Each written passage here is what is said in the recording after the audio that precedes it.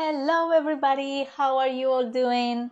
My lighting at this time is not great, and actually I just love that you can see everything in there. And my lips look huge. I don't know why, but I've done nothing to them. I just put Vaseline. I don't know. Anyway, we are gonna be interviewing today Rachel Yvonne, and I'm gonna be trying to add her. You know, we had just sent her the invite. Fingers crossed it works. And I think for next time when I'm doing interviews at this time, because of where my house is, the lighting comes in really weirdly, and I don't know where I look. The lighting is not great. So next time I'm gonna make sure that my light is charged, like it's full of charge, and we can add this and have a little bit of like a better lighting on my face. It's finally Friday. Cannot believe it. Cannot wait for the weekend. Although I think it's gonna rain all weekend. But anyway, let's see if we manage to get Rachel on, because I don't know how many times we need to try this. I just want to know if anybody else has done a live Instagram before. Do you have the same issues that I have trying to get people on my lives? Because this is just not normal. Yeah, I know, Rachel, you sent the request and I keep accepting it and sending it over, and it doesn't work. So what I'm gonna try to do is cancel this. Yeah, okay. And then accept. You should be able to join. I think if I send a request and you had already joined, it doesn't work. I don't know. Hello. Come on, we can do this. Accept again. Go live with Rachel. Let's do this. Yay! Yes. Oh, it's working now. Great. Yeah. Oh, look at us. Both of us with our glasses, looking so like professional. Yes. How are you? I'm doing fine. I'm all right. I'm having a good day. Let me see if I can get some better light. Hold on. Well, I'm the same. I was talking about exactly the same thing. My lighting is not great today. I don't know why. Okay. It used to be better. We're I just think gonna have maybe it's the to time. go with this. Yeah, it's okay. It's okay. It's fine. You look great. You look great. Thank you. Really, really good. Okay. So it's finally Friday. It's really good. Do you have any nice plans for the weekend? I think, well, I've got my nephews staying with me, so they're 3 and 1.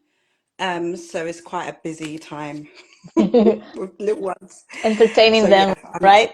yes, yes. Entertaining them is definitely a full-time job. Yeah, I bet, I bet. So thank you so much for coming to my Be Timeless interview. So as a reminder for everybody, the Be Timeless series is all about empowering women to chase their dreams fearlessly, talking about the power of resilience, the power of dreams that know no expiration date. And these are the things that we are going to be talking about. Moments of challenges, how we have overcame them, um, reaching things maybe at times where society has told us that this is not the type of job we should be doing, or this is not supposed to be the goal that we should be achieving at this specific age.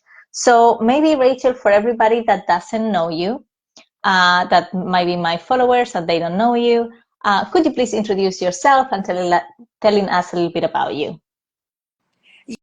Yes, hi everyone. So my name is Rachel Yvonne, and I'm a couple of things.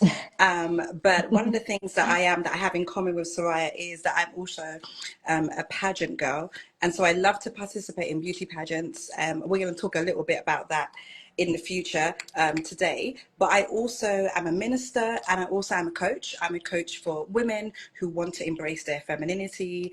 And I just honestly, I don't even know how to describe myself, because I really feel like everything I do is just a part of my purpose. Mhm. And so I just really love to have a life where I never feel like I have to take a vacation from it. And Mhm. that's what I love the most, for sure. Perfect. That's great. One of the things that you just mentioned is like you said you're a minister. And usually when people think about minister, they always think about males. They don't really think that much about females. Hmm. So did you have that kind of like experience of people telling you like, what? You're a minister? And how do you feel like maybe working in what it would be like a more male dominated in a way feel? Yeah, sure. Honestly, I think that for me, I'm in the Pentecostal church, and growing up, actually, when I was little, we didn't have women in ministry in the way that we do now. And so the funny thing is that even as a child, I can remember being someone who always loved the Bible. I always loved to speak, and I used to win like Bible quizzes as a child. Okay. And what that I know is really funny. And then my dad is a theologian, he's a minister, and so I would always be really good at learning my Bible scriptures. I knew all the stories, and I knew how to. I was a really good communicator, so I was able to communicate Bible stories in like a fun way or an engaging way, because I was only 8 or 9 or whatever. Mm-hmm. And at the time, I didn't know that women could be in ministry, because the kind of background that we're from, women weren't. Mm-hmm. But as I got older and more opportunities started opening up for me, I've spoken in America, I've spoken in India, I've spoken in different parts of Europe and Africa. And so as the opportunities started to grow, I kind of just realized that honestly, I should just be me, and then we'll see what else happens after that. So that's really, for me, even though, yes, it is a more male dominated space, I just realized that, oh, if I just be myself, I will see what happens. And, you never know what's possible when you do that. Absolutely. And this is the things that we're talking about on like just be yourself, do what really feels right for you, even though you might have opposition from some people or people won't really see your path as the right one to follow for yourself. Um, Great things are coming out of it. I think you're a great example of that. So did you always know that this is what you wanted to do? So Or what, yeah. No, well, that's a really good question, because when I was little, I always wanted to sing. I was wanting to dance and perform, but I didn't know that speaking was a part of that. So I've actually, I'm a singer as well. I didn't say that at the beginning, but I'm a singer as well. I've sang, I was on X Factor. I've ooh, done like backing singing for, yeah, I've done backing singing for Sam Smith, for Amy Winehouse when she was alive, and a bunch of other people Rachel, during my my goodness. time of being alive. And it's funny because, as I said, I didn't know being a speaker was something that was possible for Hmm. me, but it all goes in the same niche. I know sometimes people don't think of speaking in church as performing, but it is a little bit of a performance. It's a bit of a speech. It's a bit of, like what we do when we do our pageant speeches or whatever. You got that practice element of figuring out what you're going to say, making sure you come across in the right way. And so I think deep down, I always wanted to do it, but then I thought the only avenue for me was acting, singing, dancing. Hmm. Yeah. I mean, I guess that's what everybody kind of like think. That's the only avenue, right? When you want to do some kind of a speaking and performance, that is the only options that you have. And it's great. So everybody that is speaking, there is other like speaking, sorry, everybody that is listening, there are other avenues that you can explore other than just acting, singing, and and not like that. I wanted to be an actress when I was a little girl. That was like what I wanted to do my whole life. And then couldn't do it, but I ended up having a YouTube channel and doing my own content. And I'm like doing now interviews here, and I really feel myself like I'm comfy doing this kind of thing. So yeah, there is always something that is going to come out what you want to do, even if it's not what you intentionally or you like firstly thought it was going to be that specific goal that you were going to be reaching. So we wanted to talk about a little bit about purpose. So tell us a little bit about what is your purpose and what you want people to know about finding your Yeah, purpose and all of this. yeah, no, I think finding your purpose is something that, there's two questions that we always ask ourselves as humans, right? Why we are here and what are we here to do? So two things we always want to know. What are we doing here? And what are we meant to do? And those two things are always intertwined. And so I think that for me personally, like my purpose on this earth really is to my faith is a big part of my journey. It's a big part of who I am, and it underpins like my core values in everything, you know, from whether it's in my regular life of like whether it's exercise or wealth or health or, you know, being with friends or pageantry, any of the things, business, all the things. My faith is at the core of it. And I think for me, purpose is about finding out what is it you're meant to do. And usually it is intertwined with things you love doing and things that you would do if nobody paid you and you could just do it every day. So personally for me, like for example, I sing all the time. So my dad, in our family, my dad's the only one who, you know, would say he's not a singer, even though Mm-hmm. he can sing. Like he would say, oh, he's not a singer, but he always remarks when I'm around how much I sing, like during the day, like whatever, I'm just singing. My nephews sing all the time. My family fosters, and the babies that we had, they started to sing because we all Mm-hmm. sing. And I think that I used to think singing was my purpose, but it's not the singing, it is what's behind it. So it's like Mm-hmm. the bringing joy, it's the helping people to feel confident, helping people to feel loved. And so I think my purpose is really the main thing is to show people like how you can be the best that you can be. Mm-hmm. And in doing that, it comes out in many different forms. So sometimes that's why people might think they're meant to be an actor or an actress or they're meant to be a writer. But those are just avenues for your purpose. And if we're lucky, we get like two or three, but there are, you know, when you're creative, you usually get quite a few and then you get confused. But I don't think it doesn't matter whether you're confused or not. As long as you keep that, am I doing what I love? And do I feel like I was born to do this? I absolutely love everything that you just said because it's one of those things that we go through life exactly as you say, like, oh, this is my purpose, this is what I want to do, without actually knowing that there is things like deeper to what we're good at and what we can do with that gift that we have. I think this is something that I've learned later on in life. I don't know why is that the case, but when did you knew when did you know that actually your purpose was not singing, but was like all that bringing joy, communicating, and all of that? Yeah, you know, I think so I was on X Factor in 2015, and Mm-hmm. during that time, I mean, the show no longer exists, but essentially it is like your American Idol type thing, Mm-hmm. Britain's Got like America's Got Talent, that type of show. And it is a reality TV show as well as being a performance-based show. Mm-hmm. So I remember being on the show and I was in a group, and I remember the recording of every day was so strenuous, and being in a reality TV show is not really for the faint-hearted. It is, you know, when you're watching it and you're like, oh, that's scripted. You weren't there. Like, you weren't there. And so I would refrain from judgment because you have no Yeah. idea what they had to eat. You have no idea that people slept for like 2 hours and then when they were asked to do this filming. So there's a lot of things that go involved that I now know because of being on that show. Mm-hmm. And while we were there, they would. I really discovered that wait, if my purpose was just to sing, this would stress me out, and I would never ever want to sing again. Which is Mm-hmm. why sometimes pop stars will do well, and then you'll never hear from them again. Like they will never sing again because that wasn't their purpose. I And so I see. think that and so for me, the moment that it really switched on in me was probably during that time, which was quite late in life because I'm 40 now and we're going back 10 years. So like 29-ish. Was I 29? I think I was 29 or 30. But so I remember um, around that time really realizing, wait, singing isn't my like main purpose.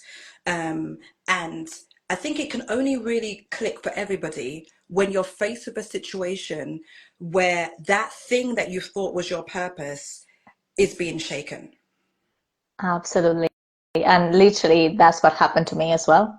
It was like one moment that I was like, why am I doing this? Like, maybe this is not my purpose. Maybe my purpose is something different. And then you start reflecting and say like, oh, actually, I'm good at this, but from this the thing that I'm doing, I am getting all of this, or like this huge range of things that I can do and that are going to be my purpose out of that. So now you say like that moment, right? There is a moment that happens, and I want to know what has been a challenge that you have to overcome.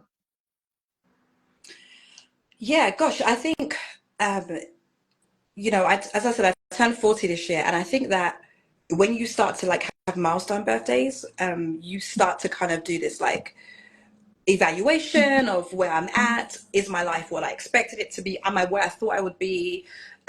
Is it better than I could ever dream? You start to have these evaluations, and I think that what has really marked me is been this idea of the struggles that we face.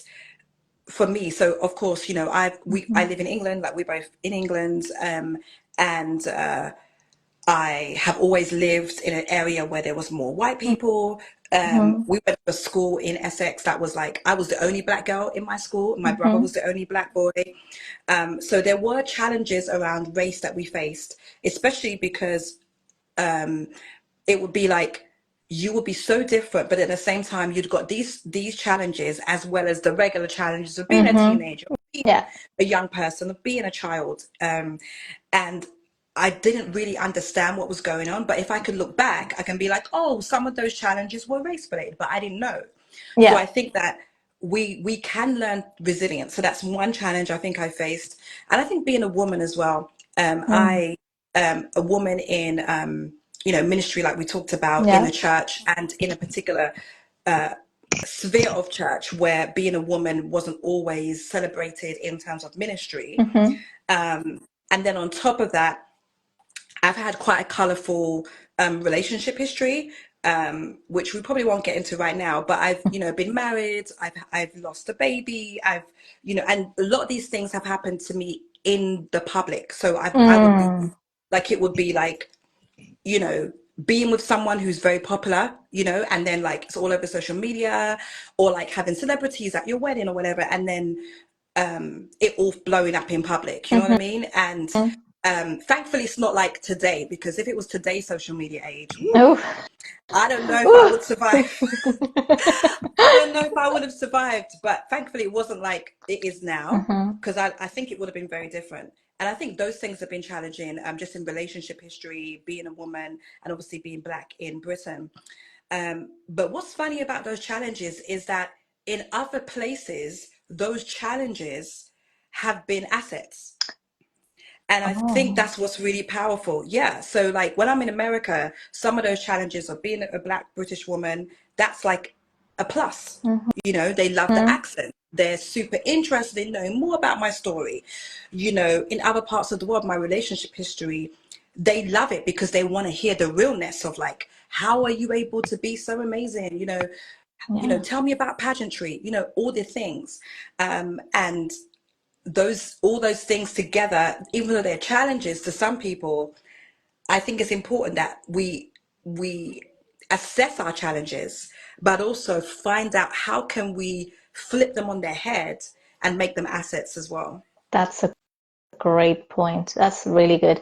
And, we have you already scheduled as well for the Female Striving Over 30 podcast, where we are going to go more in depth, well, like all these topics, because I think you have a very interesting background, a very interesting story, and a lot to teach us, and a lot of wisdom to share with us.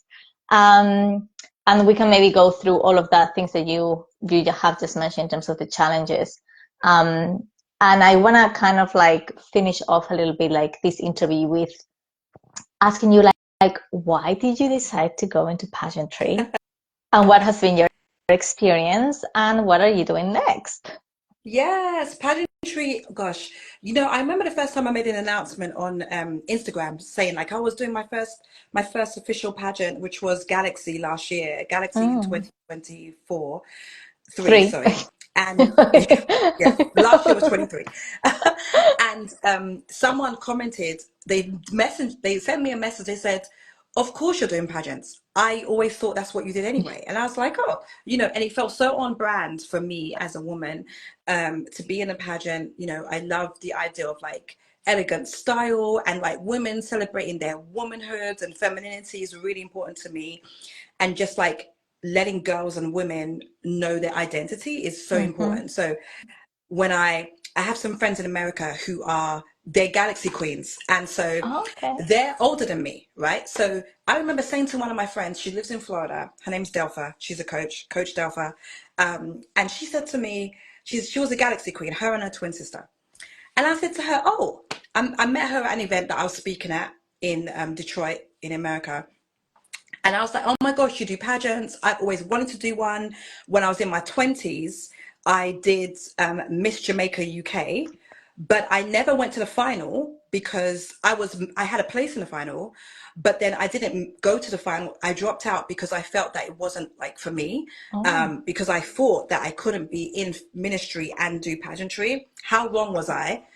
Anyway, so fast forward to meeting Delpha and Delarice, and Delpha goes to me, yeah, Christian girls can do pageants. Of course they can do pageants. She started to talk to me about it, and I was like, oh, we can do pageants.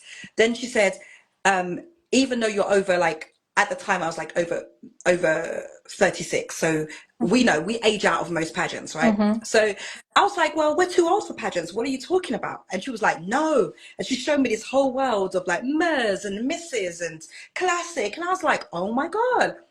And so she recommends I do the one that she did because it's an international pageant, Mm-hmm. which is Galaxy.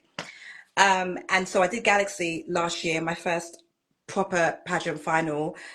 Amazing experience, that I will remember forever. And then after that, I did Miss Great Britain. And again, I was in the Miss category. And then this year, I didn't know if I was going to do one. But then I saw the adverts for Universal Woman. And I was like, oh, this is the pageant I was looking for. The reason why is because it's for women aged 25 to 45. Mm-hmm. And I always say that when you're in that age group, we can't tell how old you are. Most women look very similar Mm-hmm. in that age group, but then we're too young for like classics and we're too old for a miss. So, but Mm-hmm. sometimes the Ms category can be too big, like it's for Yeah. women, Yeah. yeah, like 28 up or 25 up, depends on the pageant. Mm-hmm. Um, but I thought Universal Woman was a good category because I was like, oh, this is perfect because we're all gonna look similar. It's like it seems like a proper, like I don't want to use the word proper pageant. A traditional pageant is what I'll say. Mm-hmm. It's a Yeah. more traditional pageant, um, but it is for women my age. Yeah. And so when I looked at the final, and of course we had our first Great British finalist, Ashley, who went this year. She did really well. Mm-hmm. I was like, oh, yeah, this looks like the kind of pageant that I should be in. Mm-hmm. And so I sent my application through and they were like, yeah, you can do it. You're And I right. was like, okay. So yeah, I'll be doing that in July. So I'm excited. That's so incredible. And I like that the title is Universal Woman, like Hmm. it's nothing, doesn't have a miss or a miss or a missus or anything like that. It's like Universal Woman, which is universal. It's just like it was for everybody. And I am so excited for you to compete in that pageant. Have you started the preparations? Yes, I've started preparation. What I love about it as well is that I think I like there's a sportswear category, there's little Mm-hmm. black dress, and then there's evening wear. So I've started thinking about what I'm going to wear, my walks and things. I have started, but I'm going to get more serious about it next month. Mm-hmm. Um, I know some people are like, "Oh my gosh, that's not long enough." I'm going to be fine. It's going to be fine. I've stressed out about the last two pageants I was in, so Mm-hmm. this time I'm not stressing out. I'm gonna Mm-hmm. give it my best, give it my all, and my hope is that I place. I'd love to place Mm-hmm. in like top 8 or 5 or whatever it is. Mm-hmm. So that would be my goal, is to place somewhere. I'm sure you will. And again, like if you go in and you have the best time on the stage, that radiates to the judges, and I'm pretty sure you're going to do really, really well. Thank you. Is there anything else that we have not talked about that you want to talk about now in You in know, this series? yeah, sure. I think that one thing I wanted to let your viewers know, Soraya, is that this idea of being timeless is something that we have to know in ourselves. That, Mm-hmm. one of my favorite speakers, he says that great men and women are only born in the time that they were needed the most. And so if you take that on board, you will always be timeless because you were born for this time. And in the book of Esther, Mordecai says to Esther that maybe this is the reason why you were born. You were born for this moment and this time. And to me, that's what being timeless is about. It's about being the woman who was made for this season and embracing everything that comes with that, so that in future generations, they can look back and say, oh, wow, I can still get something from what she did because she was authentic to herself. I absolutely love this. Like the examples that you have just given and what you just said is true. Because at the end of the day, we want to make sure that we are doing things for first of and foremost for ourselves, that we don't want to do things because someone else has told us to do so. And as you said, we're doing things at a specific time because that's when we were supposed to be doing those things, when we were Yeah. needed, and where we will be able to inspire others to, as you said, look back and say like, oh, wow, okay, yeah, if she was able to do this, I can do that too. Yep. Perfect. Amazing. Well, thank you so much for taking some time on a Friday to speak to me. We are going to be anyway having another more long conversation on the Female Striving Over 30 podcast.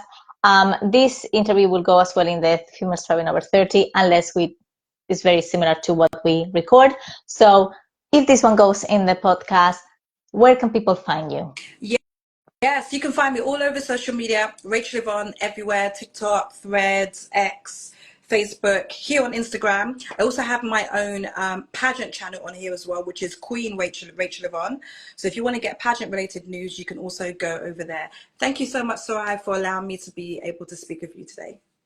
Thank you so much. Have a lovely rest of your evening and a great weekend. And the same for everybody else that is watching. Bye. Bye.